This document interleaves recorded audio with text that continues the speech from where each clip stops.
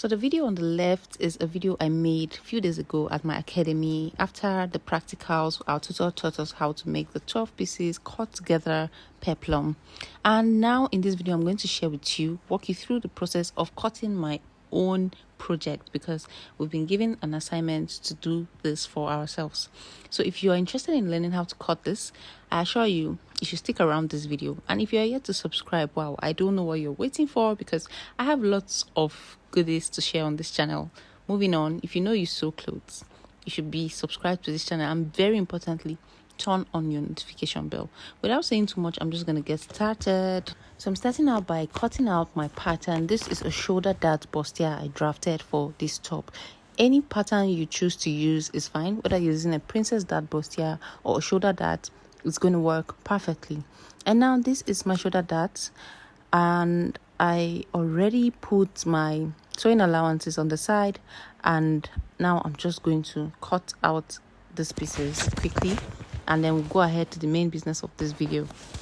When I was drafting this pattern, my bust span measurement, I added 1/2 inch to it already. So you need to take note of this, because when I'm cutting on the fabric, I need you to understand certain things. Then at the zip area, I removed the zip bulge to avoid my zip from bulging at the back and giving that funny look. That's where I'm cutting out right now, at the back, like this. Then I'm cutting out the dart for the back pattern. This pattern I'm cutting out right now is the back pattern. So I'm cutting this out, and then I'm going to go ahead. Okay, so these are my patterns, and now what I'm going to do is to transfer what I have on these patterns to a lining fabric. This lining fabric is not going to be the main lining of my dress. This lining is also going to serve as a pattern, because I'm going to do some alterations that's going to help me to get my flay. Just look at what I'm doing, and you're going to understand what I'm doing here. So I was just trying to straighten my pattern paper. This is the way to straighten your pattern paper. In case you don't know, if you have your pattern paper squeeze, just use your steam iron and it's going to become flat like new. So I'm just trying to transfer everything I have here on this lining. So I'm going to fast forward this part so that it doesn't waste too much of our time. And okay, before I do that, this part where I cut, if you've cut a 12 pieces before, you know that there's a part that joins, that forms the middle. So that part I added 1/2 inch, because anytime you split your pattern, you need to add some allowances that you use to join it back, so that it doesn't interfere with the allowance I have added for the sewing. So that's the point where I added 1/2 inch. That's the only point where I added 1/2 inch. I did not add on any other parts on this pattern.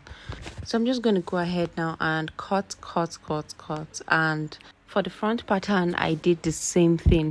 So this right here is the front pattern, and I've cut it into 3, and I'm just placing it on my lining, repeating the same process I did on the back, which is adding 1/2 inch at that panel which forms the middle that will be joined back to the side. So the next step in this process is to get the length of from my waist point to the bottom of this fabric, and I got 9 inches after taking that measurement. So I'll take note of that 9 inches. Also note that this measurement varies. All you need to do is put down your tape from your waist point to the bottom of your pattern paper. It varies for different people. This is my lining, and I'll be using it to cut a cone. To cut my cone, I just placed my fabric at the top part and I folded it into 2. I'll be taking that again so that you understand what I said. So this is my lining, and at that top part there, that pointy edge, I'm just going to fold this fabric as if I want to cut 180 degrees flay like this. And this is how I'm going to cut my cone, using that 9 inches that I got from my measurements. Before I do anything on this fabric, I'm going to iron this fabric down so that it stays in place. After ironing it down, from the tip of this fabric, I'm going to start taking the 9 inches I got. From that sharp point, I'm going to measure 9 inches, mark it at that point, then shifting my tape from that same point, I'm going to mark 9 inches on the side and connect the points. After connecting the point, I'm just going to cut that out, and this is what I'll be using as my cone. I cut out 6 pieces of this cone, and I'll be explaining to you why I cut out 6 pieces. So I'll come back to the cones later, but for now I'm going to arrange just the 3 pieces of my front panels, and I'm going to notch the waist point on the both sides. I need to notch this waist points because that's where I'm going to be attaching my cone before I cut out on my fabric, my main fabric, and my lining. So this is how it's going to look by the time I'm cutting out the front pieces. I cut out only 6 pieces because I am working with only 3 papers at a time, because my table is not wide enough to carry the front and the back at the same time. So if you have a very wide table, you are expected to cut 12 pieces of this cone because you'll be attaching it on both sides of each pattern. I really hope that makes sense. So what I'm doing now is to attach my cone from that notched point, which is my waist point, to the bottom of this fabric. I simply used a hemming tape to join the both parts together, and then I went to the other side and I repeated the same process. So this is how one part of the pattern is going to look, so that by the time I cut this on my fabric, we would have no joining at the peplum area. And this is what is going to bring us to that point where we would have a dress that has a peplum but it's not joined separately. So in case my grammar is too much and you still don't understand, just wait till I cut this on a fabric, then it's going to make absolute sense to you. So I went ahead to do this on all the pieces. That's the 3 pieces that forms the front bodies.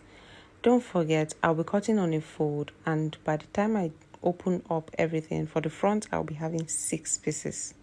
So this is what I got, and I just went ahead to prepare my main fabric and my lining. Don't forget that one I cut is not the main lining of this dress. I'm just using it as a pattern. So this is my main fabric, and I added my cotton stay to this fabric to give it some more stability. I added this cotton stay to my fabric. I also added it to my lining. And now I'll go ahead to place my fabric, to place this, which serves as my pattern, to cut out the front pieces. This fabric you can see here is on a fold. So by the time I cut out like this one piece you can see here, is going to turn to 2. By the time I'm done cutting the 3, it's going to be 6 pieces. So if I place this thing side by side like this, I would have wasted so much fabric. In fact, even like this, I used almost 6 yards. So I had to turn it over like this just to manage my fabric, and it worked out fine. So this is how I placed it. Eventually, then I went ahead to cut it out. I used my pins to keep these things in place so that they do not move. Whatever you can do to make sure your fabric is not moving.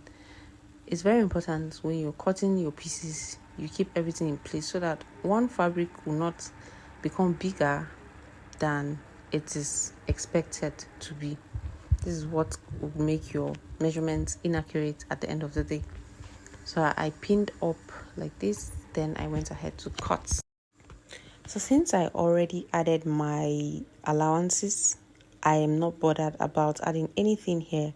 All I'm going to do is just cut at the exact point where I have my pattern. That's this lining that's serving as my pattern.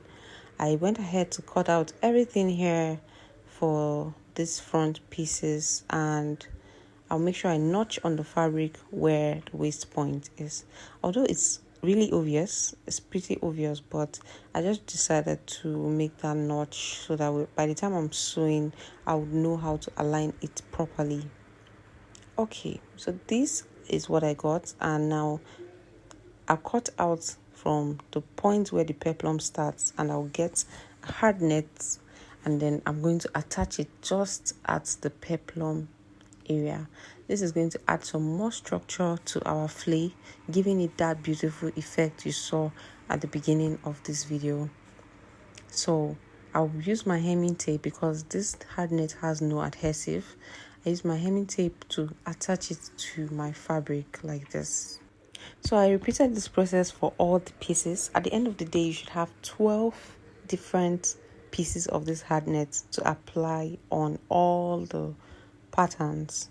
Okay, that is the 6 at the front and 6 at the back. So now this brings me to the end of this video. If you watched this video to this point, please show some appreciation by liking this video. Thank you so much. And for the sewing part, I honestly cannot say if I would be recording the sewing part, but please subscribe to this channel, turn on your notification bell. It's going to make me know that you really want to see the sewing, and I'll consider it. Thank you so much, and see you in my next one. Bye.